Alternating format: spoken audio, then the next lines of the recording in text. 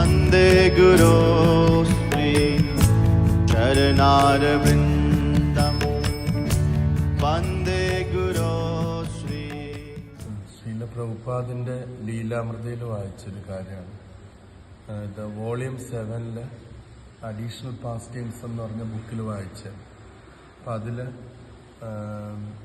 പ്രഭുപാദ് മോൺട്രയിൽ കാനഡയിലുണ്ടായിരുന്ന ഒരു സമയമാണ്. അപ്പം ആ സമയത്ത് പ്രഭുപാദ് ഒരു ദിവസം ക്ലാസ് എടുത്തുകൊണ്ടിരുന്ന, ക്ലാസ് എന്ന് വെച്ചാൽ റൂമിനകത്ത് ഇങ്ങനെ മറ്റു ഭക്തന്മാരോട് സംസാരിച്ചുകൊണ്ടിരിക്കുന്ന സമയത്ത് ഒരു യുവാവ് അവിടെ കയറി വന്നു. യുവാവ് വന്നിട്ട് അദ്ദേഹം ഒരു ക്വസ്റ്റ്യൻ ചോദിച്ചു. സരസ്വതി മഹാരാജ് ആ ക്വസ്റ്റ്യൻ വളരെ ഡീറ്റെയിൽഡായിട്ട് ആ ബുക്കിൽ എഴുതിയിട്ടുണ്ട്. കാരണം വളരെ ഒരു പെർഫെക്റ്റ് ക്വസ്റ്റ്യനും പെർഫെക്റ്റ് ആൻസറും ആയിരുന്നു. അതിനകത്ത് ആ യുവാവ് ചോദിച്ചത്, സ്വാമിജി, നിങ്ങളുടെ ക്ലാസ്സുകളൊക്കെ കേൾക്കുമ്പം എനിക്ക് ചില സമയം തോന്നും ഇതാണ് ശരിയായ വഴി, ചില സമയം തോന്നും ഇതല്ല ശരിയായ വഴി. അപ്പോൾ അങ്ങനെയൊക്കെ എനിക്ക് എപ്പോഴും എങ്ങനെ തോന്നുന്നത്, അതെന്തുകൊണ്ടാണ് എന്നുള്ളത് ചോദിച്ചു. അപ്പം പ്രഭുപാദ് പറഞ്ഞു, because we are in Maya's kingdom, നമ്മൾ മായയുടെ ലോകത്തിലാണുള്ളത്, അതുകൊണ്ടാണ് ഇങ്ങനെ തോന്നുന്നതെന്ന് പറഞ്ഞു. എന്നിട്ട് പ്രഭുപാദ് ഒരു ഉപമ പറഞ്ഞു. ഒരു വലിയൊരു സമുദ്രത്തിൽ ഒരു ബോട്ട് പോയിക്കൊണ്ടിരിക്കുകയാണ്. ആ ബോട്ട് പോകുമ്പോൾ നമ്മൾ ആ ബോട്ടിൻ്റെ എഡ്ജിൽ നിന്ന് കഴിഞ്ഞാൽ, അതിൻ്റെ അരികിൽ നിന്ന് കഴിഞ്ഞാൽ ഏതെങ്കിലും ചെറിയൊരു കുലുക്കം വരുമ്പോൾ നമ്മൾ ആ വെള്ളത്തിൽ വീണു പോകും. അപ്പോൾ എന്നിട്ട് പ്രഭുപാദ് ആ ഉപമയെ ഇങ്ങനെ എക്സ്പ്ലെയിൻ ചെയ്ത് പറഞ്ഞതെന്ന് പറഞ്ഞാൽ, ഈ ഭൗതിക സാഗരത്തിൽ അനവധി പ്രപഞ്ചങ്ങളുണ്ട്. അതിലെല്ലാം നമ്മൾ ഓരോരുത്തരും ജനന മരണ വാർദ്ധക്യത്തിൽ കടന്നു പോയിക്കൊണ്ടിരിക്കുകയാണ്. അപ്പം അതാണ് ഈ സാഗരം എന്ന് പറഞ്ഞാൽ. ഈ ഈശ്വരാബോധമാണ് ഈ ബോട്ടെന്ന് പറയുന്നത്. അപ്പം ഈ സമുദ്രത്തിൽ, നമ്മുടെ ലോകത്തിലെ സമുദ്രത്തിൽ പോയാൽ തന്നെ എവിടെയെങ്കിലും അമേരിക്കയിലോ ഇന്ത്യയിലോ ഒക്കെ എത്തുമെന്ന് വിചാരിക്കും. പക്ഷെ അൺലിമിറ്റഡ് ആയിട്ടുള്ള ഭൗതിക ലോകത്തിൽ നമ്മൾ ജന്മമരണത്തിൽ പെട്ടുപോയാൽ എവിടെയാണ് എത്തുന്നതെന്ന് അറിയില്ല എന്നാണ്. ആ ബോട്ടിൽ തിരികെ കയറിയാൽ മാത്രമേ നമുക്ക് തിരിച്ച് ശരിയായ സ്ഥലത്ത് എത്താൻ പറ്റുള്ളൂ. അപ്പം അത് പ്രഭുപാദ് പറഞ്ഞു, 1% നമുക്ക് ഭൗതിക ആഗ്രഹങ്ങളുണ്ടെങ്കിൽ ഭഗവാൻ നമ്മളെ ഭൗതിക ലോകത്തിൽ തന്നെ നിർത്തും.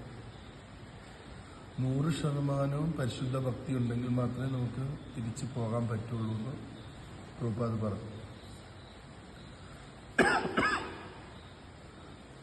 എന്നിട്ട് പ്രഭുപാദ് അതിനൊരു ആൻസറും പറഞ്ഞു, എന്താ ചെയ്യേണ്ടതെന്ന്. പ്രഭുപാദ് പറഞ്ഞു, wherever you go you continue chanting and without any motive. ഈ സെന്റൻസാണ് പ്രഭുപാദ് ഉപയോഗിച്ചത്. പ്രഭുപാദ് പറഞ്ഞ്, എവിടെയൊക്കെ നിങ്ങൾ പോവുകയാണോ അവിടെ എല്ലാം നിങ്ങൾ എവിടെയൊക്കെ നിങ്ങൾ നിൽക്കുകയാണെങ്കിലും അവിടെ എല്ലാം നിങ്ങൾ നാമം ജപിച്ചുകൊണ്ടിരിക്കണം. അത് ഒരു എന്തെങ്കിലും ഭൗതിക ലക്ഷ്യത്തിന് വേണ്ടി ആകരുത്, സിമ്പിളി ജപിച്ചുകൊണ്ടിരിക്കണം എന്ന് പ്രഭുപാദ് പറഞ്ഞു. എന്നിട്ട് പ്രഭുപാദ് അത് എക്സ്പ്ലെയിൻ ചെയ്തു, ആ സെന്റൻസിന്റെ അർത്ഥം. എവിടെയൊക്കെ പോയാലും നാമം ജപിക്കണം എന്നുള്ളതാണ് ഫസ്റ്റ് ആ സെന്റൻസിന്റെ പാട്ട്. അതിൽ പ്രഭുപാദ് എക്സ്പ്ലെയിൻ ചെയ്തത്, നമ്മുടെ ഉള്ളിൽ യഥാർത്ഥത്തിൽ പരിശുദ്ധ ഭക്തിയുണ്ട്. അത് ഒരു മാച്ച് സ്റ്റിക്കിൽ അഗ്നി ഉള്ളതുപോലെ നമ്മുടെ ഉള്ളിൽ പരിശുദ്ധ ഭക്തിയുണ്ട്. അതിങ്ങനെ ആക്കുമ്പോഴാണ് തീ കത്തുന്നത്. അതേപോലെ നമ്മുടെ ചെവിയിലേക്ക് നിരന്തരം നാമത്തിന്റെ ശബ്ദം കേട്ടുകൊണ്ടിരുന്ന നമ്മുടെ ഹൃദയത്തിലുള്ള നമുക്ക് നാച്ചുറലായിട്ടുള്ള ഭക്തി ഉണർന്നു വരും എന്ന് അതാണ് പ്രഭുപാദ് ഉദ്ദേശിച്ചത്. എവിടെ പോയാലും നാമം ജപിച്ചുകൊണ്ടിരിക്കണം എന്ന് ഉദ്ദേശിച്ചത്.